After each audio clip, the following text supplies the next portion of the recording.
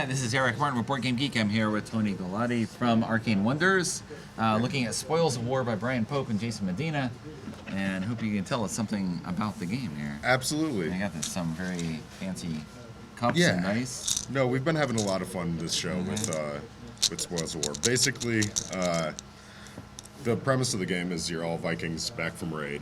We're victorious and have piled a bunch of treasures in front of us. And as often happens now, we have to get past the greed of our own selves to split up these awesome treasures amongst each other.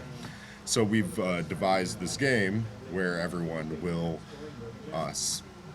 bid and bet to achieve victory and take their own spoils. So the game itself is split over 7 rounds. Okay.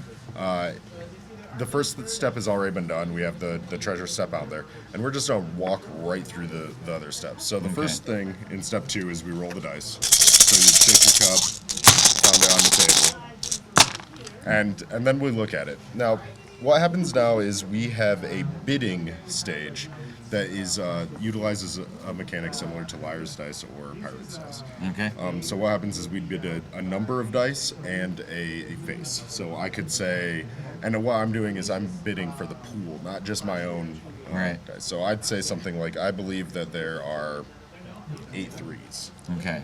And then you would go and... 8 fours. 8 fours. And then the next person, let's say it got to me and I go 10 threes. Right. And you go... a 3-player game, I really don't think there are 10 threes between the two of us. You would then challenge me. So you take your challenge token, put it out in front, I would be the declarer. So what happens then is a round of betting. So we have gold. It's a limited resource, so it's very unwise for a Viking to spend all of his gold foolishly in a bid. Yes. Because otherwise you will then have to be last in taking your treasures for the remainder of the game. Okay. So be wise with the betting, but there's a minimum of 5, and you could essentially then go and everyone on the table would place a bet. Okay. Now the other thing is that the third player would also be siding with one of us. Okay. At this time, and so on with more players. So everyone would side.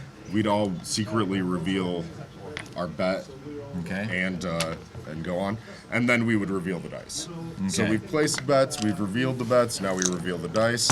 I would say, okay, I had 5 threes. That's right. I had. You had 2. 1. So in this case, I failed. The challengers would be victorious. The person who bet the most gold would become the Viking chief for the next round. Okay. They also get 3 picks of spoils instead of only 2. Because they were bold. Because they were more bold in what the they were doing. Okay. Yeah.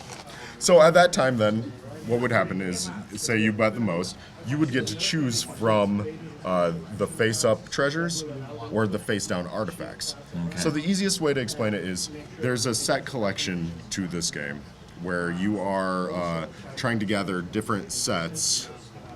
I'll do it down here. Oh, there you go. Yeah, upside down. So different sets of colors and types of treasures. Okay. Where you win the game by collecting the sets. The artifacts help you win the game easier. So they will have little bonuses, like when you reveal your dice, you may change one of the dice to any side. At the end of the real bets, you may change whose side you are on. Okay. So essentially, gotcha type abilities that change the luck or increase the luck, change the statistics of the game. Okay. We would then go through. So you'd take 3. Everyone else the other person would take 2. These would be scrapped. Oh, you get nothing because I lose my gold. Right. You take your gold back, and we play 9 rounds. Okay. So you'd play 3 number 1s, 3 number 2s, and 3 number 3s. The cards and the abilities become a little bit more powerful and increased gold value each round. All right. In summation, that's the entire game.